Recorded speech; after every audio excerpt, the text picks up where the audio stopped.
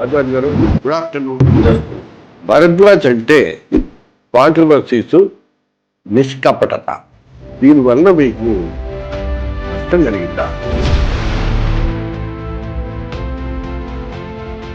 మిమ్మల్ని బాధ పెట్టే అంశం కానీ, చికాగ్గా అనిపించే అంశం కానీ, మీరు అందరికంటే ఓపెన్గా మాట్లాడతారు కాబట్టే ఈ ప్రశ్న నేను మిమ్మల్ని అడగాను. కాస్టింగ్ కోచ్ చిరంజీవి గారు అన్నారు కాస్టింగ్ కోచే లేదు అని చెప్పేసి అన్నారు. లేదు అనే సినీ ప్రముఖులు అసలు రాజకీయాల్లోకి రావడం, పవన్ కళ్యాణ్ ఆఫ్ కోర్స్ ఈ మధ్య కాలంలో పవన్ కళ్యాణ్, చిరంజీవి గారు అసలు దెబ్బతిన్నారు రాజకీయాల్లోకి. సో దీన్ని ఎలా చూస్తారు? గెలవటమో ఓడిపోవటం అనేది, ఓడిపోతే అవుతాయి. పొరపాటున గెలిచినా కానీ ఆ పార్టీతో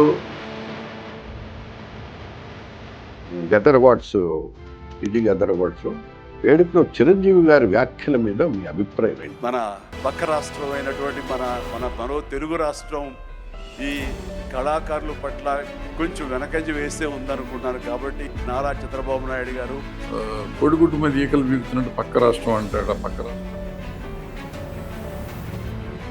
ఇంతకుముందు పెద్ద మనిషి అంటే అటు చిరంజీవి గారికి గురించి చెప్పారని తెలుసు, దాసనారాయణరావు గారి గురించి చెప్పారని తెలుసు. పెద్ద మనిషి అనిపించుకోవాలి అనుకుంటే రామానాయుడు స్టూడియో భూమిని నివాస సముదాయాలు, రెసిడెన్షియల్ వెంచర్ కోసం దుర్వినియోగం చేస్తున్నారనే ఆరోపణలు వస్తున్నాయి. నిజంగా చెప్పాలంటే నాకు మీ సతీష్ బాబు